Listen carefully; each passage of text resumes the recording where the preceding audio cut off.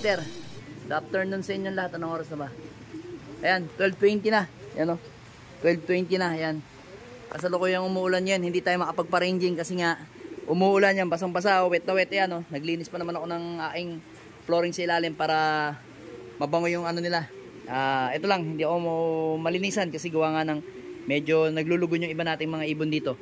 So taas nga muna tayo dito. So kung mapapansin nyo mga kabel, meron tayong isang ibon dito na si Stitch. Ayan.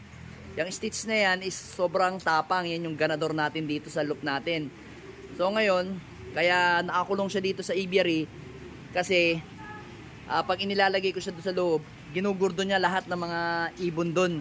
So pati yung contender natin sa BBC ngayon, doon sa may itlogan, pinupuntahan niya, inaaway niyang maigi kasi nga gusto niyang may kapares o may pugad. Ngayon yun, nilagyan lang muna natin siya ng, para hindi masyado mabasa, ayan, nilagyan natin ng poop tray, yan dalawa. Ayan, naka-poop tray tayo dyan. Kasi hindi naman tayo magpapawala ngayon, no? Nakasarado, ayan, naka-poop tray tayo. Para hindi lang mabasa talaga ng solid. Kalalagay ko lang, kaya medyo basa siya kasi nilagay ko kanina nang wala pang ulan. Bigla na lang umulan uli, yan. Kaya naglagay muna ako ng poop tray para hindi siya mabasa ng tuluyan. So, dito naman, pasok tayo sa loop natin. Tapos na ako tapos na silang kumain ng malunggay. Ayan, yung malunggay, inubos nila. Inubos ang malunggay natin. Ayan. Yun yung malunggay natin, inubos nila kaninang umaga. So, ito kasi asawa niyan. Saan yung asawa niyan? Ito. Kunin natin yung asawa niya. Naka-south. Para magsama silang dalawa dito. Yan. Yan yung asawa niya dyan. Silang dalawa. Si NPL yan. Si NPL yan, cross sa sa Bicentingo natin mga kabel. Sila yung mag-asawa, pero ito talaga ang totoong asawa niyan mga kabel. Saan na yun? Asan na siya? Ayun. Ito talaga asawa niyan, nung Stitch natin. Ayan, si Juana ng buhay natin. So, si Juana nga pala, pag-uusapan natin mga kabel ngayon. Si Juana, ako lang, ayan. Si Juana, pag-usapan natin, itong ibon na to, plano natin to ilaban sa PRC. Doon sa club ni GRDL. Yung tinatawag nilang King of South. 2 times champion ng South yan. GRDL. So ngayon, first lap nila ng derby ngayon sa San Fernando La Union. So itong ibon na to is galing sa, hindi ko matandaan kung Bawang o Tagudin itong ibon na to So doon nga siya nadali ng lambatan. Yan talaga yung asawa niya. So ngayon, naghahanap ng pairing yan, yung ibon na yan.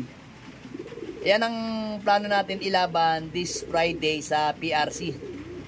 Kasi sayang naman malakas naman yung ibon. Na-recover kaagad natin kasi siya, meron siyang self-recovery, kaya nung napansin kong okay naman. Tapos kahapon, Monday, sinabay ko siya sa mga ibon natin. Hataw silang lumipad. Humahataw na rin itong maigi. So ngayon hindi lang natin mapalipad dahil nga maulan. Mahirap na. Ayaw natin magkasipon yung mga ibon natin. Pero naligo sila sa ulan. Ayan. May naligo dito. Dito. Ayun, yung naligo lang pala si NPL. Itong ibang dito, tamad maligo. Baka bukas pa maligo yung iba dito. Pero itong si contender natin na si 641, naligo na yan kahapon. Ito naligo kahapon to Tsaka to pinaliguan ko.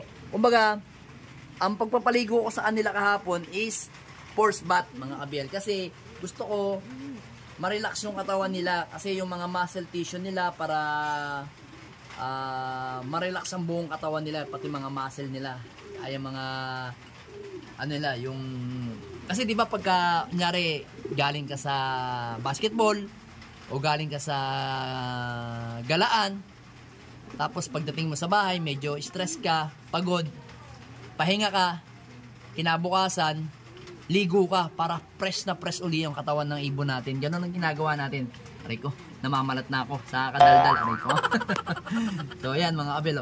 So ito yung kapatid niya si Juana. Ito malapit na to.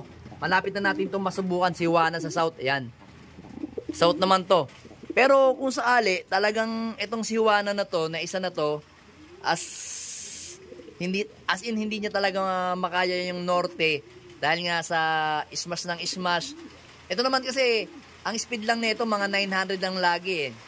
Hindi pa to tumutungtong ng speed na 1,000 mga abela. Ito parang to. Hindi siya, pagka malapit mga Solano, hindi, ano yun? Season Pangasinan, Urdaneta, Rosario, panay 900 lang speed yan. Tumaas ng speed nito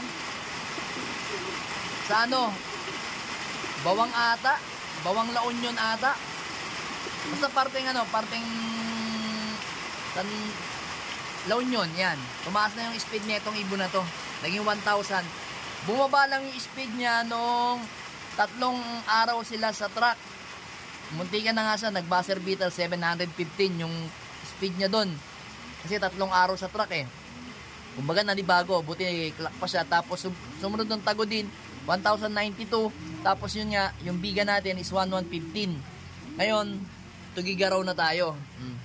Sana magtuloy-tuloy yung ano natin. Sana. Nararamdaman ko sa ibon natin, itong karera natin ngayon na yun, ibibigay sa atin yung pagkakataon mga abel. Always think positive lang mga abel. Sa tingin ko talaga, ako, nararamdaman ko ibibigay na sa atin yung pagkakataon natin na to. Kaya pag-igihan natin. So, tomorrow is Wednesday. Bala ko mag-mid-toss sa Gimba, Nueva Ecija. Kung kakayanin tayo ng ano, kung kakayanin ng pagkakataon o ibibigay ang pagkakataon na hindi umulan, kagaya nito, ayan o, na hindi umulan bukas, ayan, magmi-mid-toss tayo mga abel. Ayan umuulan ano, ulan na ulan tatapos ko na magtinda, ayan. Kaya, kung papala rin tayo, bibigyan tayo ni Panginoong Yahweh na Panginoong Jesus na maging maganda panahon bukas, magmi-mid-toss tayo. Isasama ko yung asawa ko. Ayun, nagagamitin natin sa sakayan yun, yung ating si Mitch. Mitch natin, yan. So, syempre, wala naman tayong, ito, isasama ko na rin siguro to. Isasama ko na rin siguro tong i-mid-toss sa Gimba, yan. Kasi, first lap namin sa PRC, San Fernando La Union, pero itutos ko siya dun, sa Gimba. Kasi gitna naman yon mga abel, kaya okay na okay yun. Sasama ko na yan. Yan, yes, ang ibon na yan. Sasama ko sa mid-toss natin yung bukas. Kung pagbibigyan tayo ng pagkakataon na gumanda ang panahon bukas. Then, pagkatapos natin sa Wednesday ng mid-toss, then Thursday naman, mid-toss ako ng ano lang, siguro mga tarlak lang, mga kalagitnaan ng tarlak, mga puro siguro, puro tarlak, ayan. Or kaya mga aliaga, yung mga ganyan. Ganyan lang yung toss natin. Medyo malayo sa una, Gimba, tapos biglang lapit ng Thursday. So, tingnan natin kung bibigyan tayo ng pagkakataon. Kasi, yung panganay kong anak is wala na ng pasok kasi mag-OJT na lang siya. Kaya, pwede silang magtinda ng mga anak ko dun. Tapos, iwanan ko, babalikan ko na lang sila. Kasi malapit lang naman yung Gimba, tsaka yung kung saan pura. Mabilisan lang, mga 2 oras lang o nandito na uli kami sa bahay. So bibigyan nga natin ng oras tong ibon natin ngayon kasi last 3 laps tayo, kailangan natin bigyan ng oras kasi wala namang ibang tutulong sa atin kundi sarili lang natin. Kaya kailangan pag-igihan natin, pagsikapan natin para manalo tayo mga abel. Yan lang yung may papayo ko sa inyo. Pagsikapan ninyo, walang ibang tutulong sa inyo kundi sarili nyo lang. Kasi sarili nyo yung ibon, sarili nyo yung diskarte, yan yung lalabas pagka nagkakarera kayo ng kalapate mga abel. Hindi tayo po pwedeng didepende sa ibang tao kasi iba pa rin pagka tayo yung nagmi-mid-toss kasi alam natin na kung mayroon mangyaring hindi maganda, wala tayong pagsisisihan o wala tayong sisisihang iba kundi sarili lang natin. Yan. Ganun dapat yung mindset natin mga abel. Talagang sa pag-iibon talaga ang pananaw ko mga abel, walang tutulong sa atin kundi sarili lang natin. Kailangan natin pag-igihan, pagsikapan natin. Yan. Sipag lang sa pagtutos at saka sa pag-aalaga ng ibon. At saka yung observation sa ibon, kailangan yun mga abel. Kaya yun yung may papayo ko sa inyo. Ayan. Nag-share mo na si Kapiter at saka si Kabiel. Ayan. So, tingnan natin bukas kung maganda ang magiging panahon tapos a-update ko ayo. Ayan. Alright.